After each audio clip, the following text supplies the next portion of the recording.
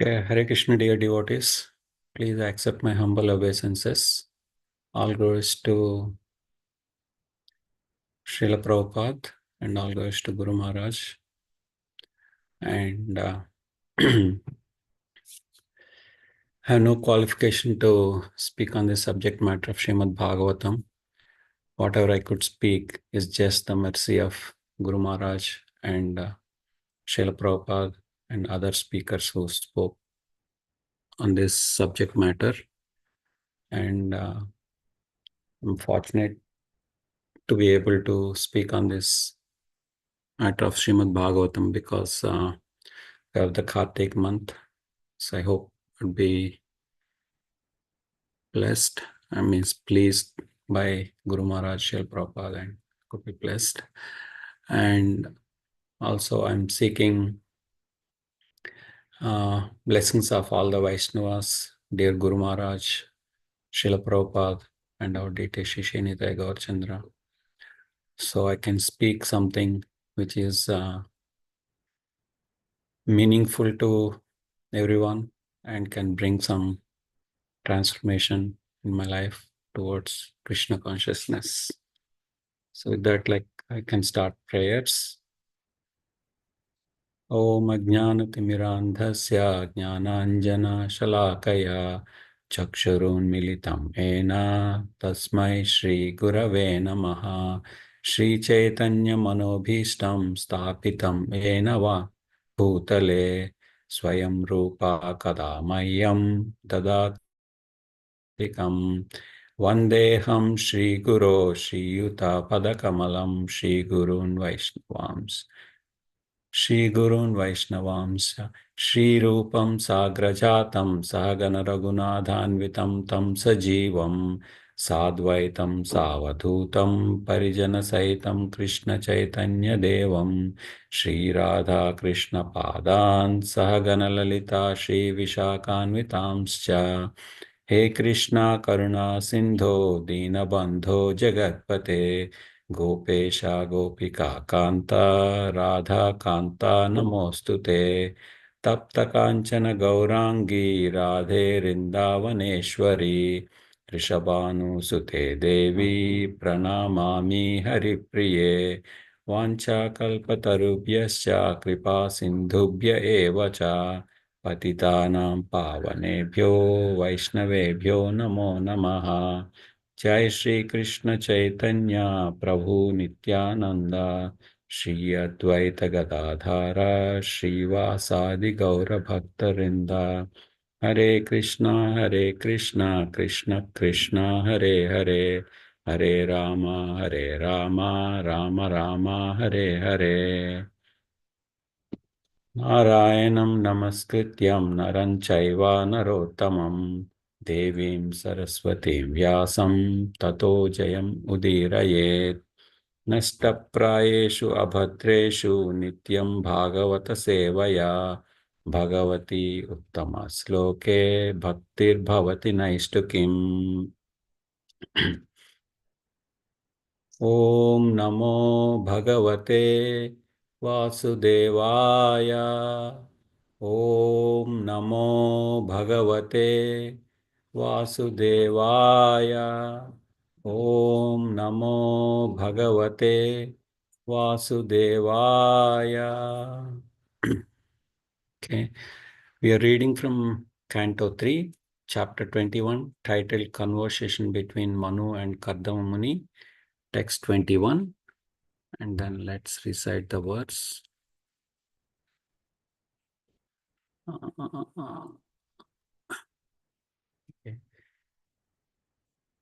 Ye mayayate hata me dastavat padaravindam bhavasindu potam upasate kama lavayatesham rashisha kaman nirayepi yeshuhu. Synonyms. Ye, those persons, mayaya, by the deluding energy, te, of you, Hatha has been lost. Medasaha, whose intelligence, Tvat, your, Padaravindam, lotus feet, Bhava of mundane existence, Sindhu, the ocean, Potam, the boat for crossing, Upasate, worship, Kamalavaya, Kamalavaya, for obtaining trivial pleasures, Tesham, there, Rasi, you bestow, Isha, O Lord, Kaman, desires, Niraye, in hell, Api, even, Ye, which desires, Syuhu, can be available. Translation: your lotus feet are true vessel to take one across the ocean of mundane nescience. Only persons deprived of their intelligence by the spell of deluding energy will worship those feet with a view to attain the trivial and momentary pleasures of the senses, which even persons rotting in hell can attain. However, O my Lord, you are so kind that you bestow mercy even upon them. Purport by His Divine Grace, A.C. Bhaktivedanta Swami Srila Prabhupada ki jai. As stated in Bhagavad Gita, 7th chapter, there are two kinds of devotees: those who desire material pleasures and those who desire nothing but service to the Lord. Material pleasures can be attained even by hogs and dogs, whose conditioned life is hellish. The hog also eats, sleeps, and enjoys sex life to the full extent. And it is also very satisfied with such hellish enjoyment of material existence. Modern yogis advise that because one has senses, one must enjoy the fullest extent like cats and dogs, yet one can go on and practice yoga. This is condemned here by Kardama Muni. He says that such material pleasures are available for cats and dogs in a hellish condition. The Lord is so kind that if so-called yogis are satisfied by hellish pleasures, He can give them facilities to attain all the material pleasures they desire, but they cannot attain the perfectional stage attained by Kardama Muni. Hellish and demoniac persons do not actually know what is the ultimate attainment in perfection, and therefore they think that sense gratification is the highest goal of life. They advise that one can satisfy the senses and at the same time, by reciting some mantra and by some practice, can cheaply aspire for perfection. Such persons are described here as Hatamayadasaha, which means those whose brains are spoiled. Enjoyment by perfection of yoga or meditation. In Bhagavad Gita, it is stated by the Lord that the intelligence of those who worship the demigods has been spoiled. Similarly, here too, it is stated by Kardama Muni that one who aspires after material enjoyment by practice of yoga has spoiled his brain substance and is fool number one. Actually, the intelligent practitioner of yoga should aspire for nothing else but to cross over the ocean of nescience by worshipping the personality of Godhead and to the lotus feet of the Lord. The Lord is so kind. However, the today persons whose brain substance is spoiled are given the benediction to become cats, dogs, or hogs and enjoy material happiness from sex life and sense gratification. The Lord confirms this benediction in Bhagavad Gita. Whatever a person aspires to receive from me, I offer him as he desires. Okay.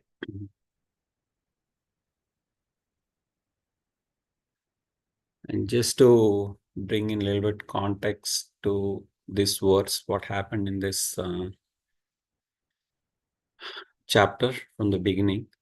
So in the beginning of the chapter, like Vidra was asking Maitreya Rishi to explain the dynasty of Manu. And as part of the process, like then Maitreya Muni started explaining the situation, like how Maitreya Muni got in contact with Lord and other things. And when after Kardama Muni saw the Lord after performing around after performing 10,000 years of tapasya, Lord presented in front of Kardama Muni, and this next some verses starting yesterday, I think from text 13. So Kardama Muni, by seeing the Lord, he started glorifying the Lord, and in this text, he is glorifying more and about, and also he was talking about intelligent persons and non-intelligent people, like when people who take the shelter at the lotus feet, uh, the Lord, can cross this material nescience very easily, whereas the persons whose intelligence has been stolen by the Maya, they'll be trying to enjoy the material pleasures. So, so here, like basically, Kadamuni is saying that Lord's feet is comparing to a ship to cross the ocean, ocean of material life. And the same thing, I think in the Garbhastha prayers also, the demigods praying to the Lord who's in the womb to protect Parikshit Maharaj. That time demigods were also playing, and one of the prayer was the same thing, like saying that like who takes the shelter of the Lord, for them the whole material ocean or this material life would turn into like a footprint of a calf's footprint on the earth, and then they can cross easily. So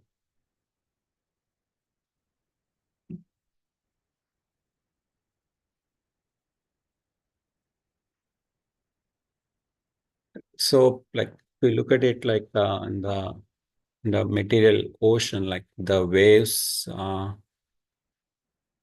the big waves, like when they're in very high tides, like, and if someone who doesn't know the swimming, who wanted to swim or get into the water, like the waves would like push that person or up and down and then tosses around, and the person doesn't have any control, and who doesn't have the swimming. Similarly, the material world putting every living entity into this pleasures and pains, uh, up and down, like going continuously without realizing what it is and how to get out of that thing. And here the Kadamuni is saying that only by taking the shelter at the lotus feet of the Lord, one can get free from this material ocean. It's like of this material life. And the same thing like means, so I was just remembering from my childhood, like one simple analogy, like when I was looking at it, like means when they said like calves, like the whole material world turns into the struggles and turns into a footprint of a calf, and one can cross over easily. I was just remember like when we have faith in someone, like, and we trust them so much, and we believe them that okay, they will protect us at any any cost, like means they would never let me go in vain or go into troubles. So we would have heard this story, like it's like a child um, flying in the airplane, and there was like a huge turbulence, and every passenger was like in distress, like what's going to happen, kind, and then worrying, like everyone is praying and all. But this child was happily watching her playing, no stress or no tension at all. And the passenger, once everything is done, settled down, and the passenger sitting next to her asks her, like, how come you're so calm and patient? So then the child says that, okay, my father is the pilot of this plane, and I'm sure that he wouldn't let something happen to me. So that's why I'm so confident. So similarly, like when we keep our faith strong in Krishna, and when we can surrender to Krishna, so he is always protecting, we believe or not, we have faith or not, but by giving the faith, so we can easily we don't have to worry too much about the um, problems or distress caused by this material world. So, and in the same context, like means here Prabhupada was also mentioning people whose uh, consciousness is stolen by the material world. They're trying to enjoy these pleasures, but like when we have those oceans in the waves, like the waves, like they go up and down. And when we look at it, like when it goes up, like a person who is on the ocean, like doesn't know the swimming, uh, when it goes up, like he is really scared, comparing it to all the distresses. And then the water comes down, he feels like relieved. Oh, okay, it's coming down, and I'm happy, and okay, I can be freed. But at the same time, he doesn't realize, so whatever is coming down, it's going to go up again. So all these distresses will be keep coming and uh, going, but in between that small moment of staying on the down feels, compared that as a pleasure, and he feels relieved, but he's going to get into that distress again. So the same thing Krishna mentioned in Bhagavad Gita also in 2.14, second one of the important verses, says like all these pleasures and pains are like the seasons of winter and summer. So they'll appear and disappear. They'll be keep coming and going, and one should learn to tolerate them. And that learn to tolerate them happens only when we can surrender at the lotus feet of Krishna. and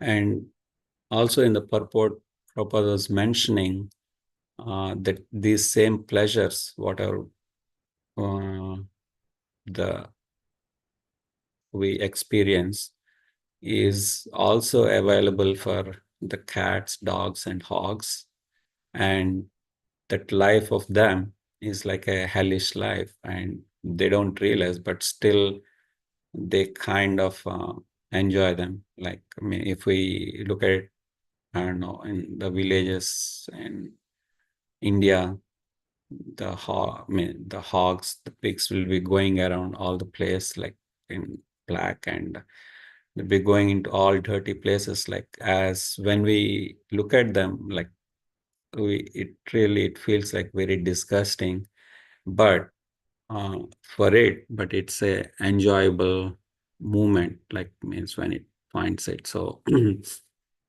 so in the similar context, like when someone has like a lot of money and he's not ready to give it to others or using it for a better purpose, and even he is not using it for himself, and then just keep saving, thinking that it would be useful at some stage for someone or at later stage. But we call those people as miserly. But at the same time, all the human beings are given a higher intelligence for a purpose to discriminate between what is right and what is wrong, compared to the other living entities, what Prabhupada was mentioning. So these pleasures are available for everyone, like means. And if that higher intelligence is not being used to ask the question or to understand the answers about like who am I, or who is God, or what's my relationship with the God. So if I'm not answering the inquiring about these questions, so the higher intelligence, what is being given to me, is of no use, and I could be called a miser. And there is no difference between those, whatever Prabhupada mentioned, cats, dogs, and hogs.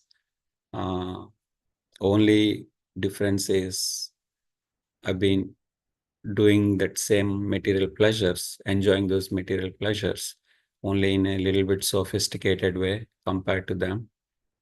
Uh, so, and then other thing, what Srila Prabhupada mentioned in the beginning of the purport are like two types of people from the Bhagavad Gita, 7th chapter, right? So I'll just read the translations for those texts. Like in the text 19, uh, it's mentioned that after many births and deaths, he who is actually in knowledge surrenders unto me, knowing me to be the cause of all causes and all that is. Such a great soul is very rare.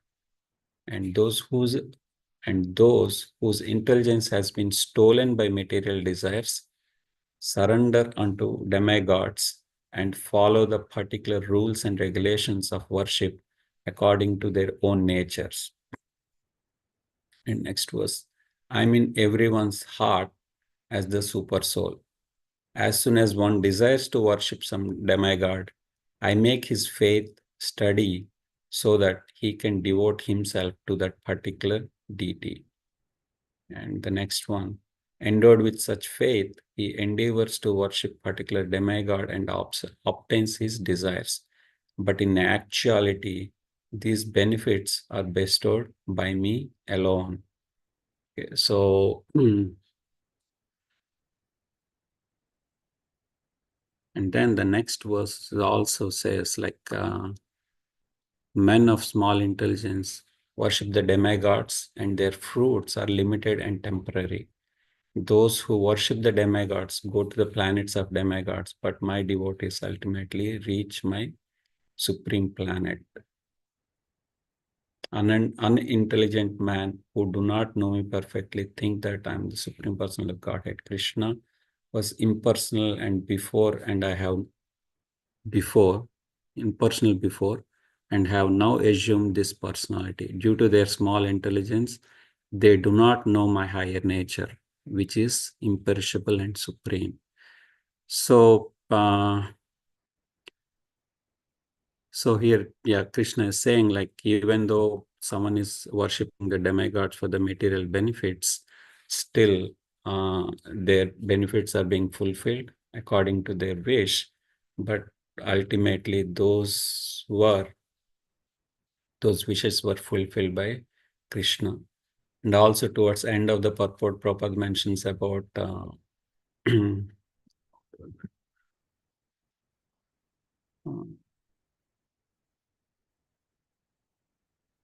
so the Lord confirms the Lord is so kind, however, that even today, persons whose brain substance is spoiled are given the benediction to become cats, dogs, or hogs and enjoy material happiness from sex life and sense gratification. The Lord confirms this benediction in Bhagavad Gita. Whatever a person aspires to receive from me, I offer him as he desires. I think this is from 4th chapter of Bhagavad Gita. Ye yata mam prapadyante. I think that's what it is.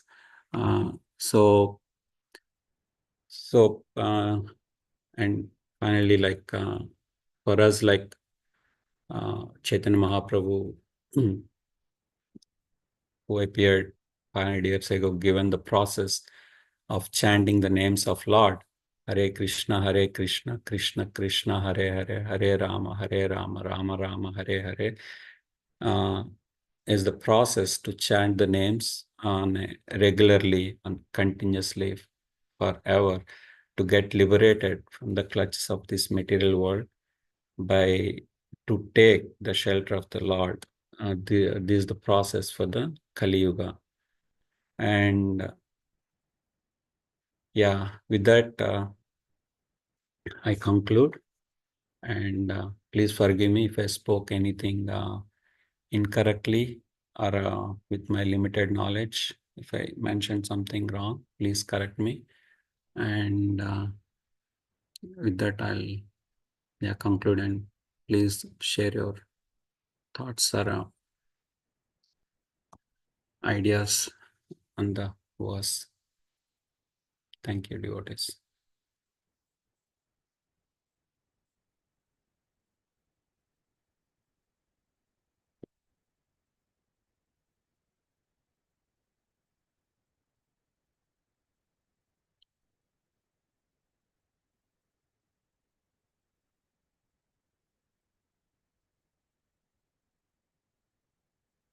Hare Krishna Prabhuji, please accept my humble obeisances. All glories to Srila Prabhupada. Hare Krishna Prabhuji, please accept mine to all Srila Prabhupada and Guru Maharaj. Prabhuji, wonderful class. So actually, I remember the story of Indra becoming a hog and all of that. When you're talking about, so how do I realize that I'm living the life of a hog? Because it's so difficult to realize that, and without that realization, there's nothing I will do to change what I'm doing. Thank you, Prabhuji. Thank you, Prabhuji, for I guess I don't know how we realize, but I hope since we all somehow, at least theoretically, accepted that process of Krishna consciousness is the way for us to go and liberate ourselves. I hope by the mercy of Guru and Srila Prabhupada, we would get liberation at the end of this life. Hope so. At least as otherwise, at least means for me, I always think even if I do not get liberated, since at least I started taking this process of Krishna consciousness, I have a chance that next time again I can at least the human birth is confirmed in a devotee's family or something, so which I can complete my leftover journey. So that's what I think. So if we have not realized that like these enjoyments are these enjoyments are temporary and there is a higher purpose, we would not have taken up to this process of Krishna consciousness. I'm guessing at least to some level we accepted, though we're still, because we are in this world and we have to live that life, whatever it is, means responsibilities to take care. So we all have to work, but yes, Prabhu. Hare Krishna Prabhu, thank you very much. It was a very good and enlivening class. Radha Kunjabai Prabhu, you brought a very good point. To add to that, the answer is coming from Jyotirmay. I'm just a speaker here, filling next to. So she's in the kitchen and she was saying that how do I realize that I'm living the life of a hog? There are two factors in it. Yesterday we heard Rompal Swami Maharaj talking a snippet, which says realization is not something that comes on our own. It is through descending mercy, and that is totally true. Otherwise, we don't have the concept of realizing something and experiencing that. And second factor is, to our extent, we have to validate and know something based on Guru Sadhu and Shastra. Like what we hear from Acharyas and what we read and validate from our peer association. That also helps us to say, hey, yes, I'm living in a rotten life. Because in the case of Brahma, when Brahma was calling Indra, hey, it's enough, come out from the hog life. Indra was not in a position to come out. He said, no, what are you talking? I'm still enjoying with my family. My kids are here, all those things. It is very difficult to come out. So totally, it's a very valid question to how do I realize my current situation, the present consciousness, and come out. That's where the entanglement bind us and totally torture us. Thank you. Thank you. Thank you, Prabhu, Thank for you, Prabhuji. sharing. Uh, I just want to say thank you, Prabhu. Very nice class and lovely discussion also. Thank you very much. Hare Krishna. Please accept my humble obeisances. Krishna Oh, Mataji, please accept all my glories. Mataji. All Krishna. All glories to Children.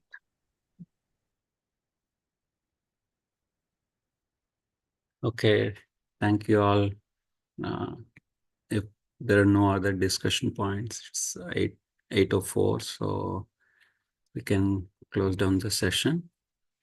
Thank you all. Wish you all happy Krishna conscious day ahead, and see you tomorrow.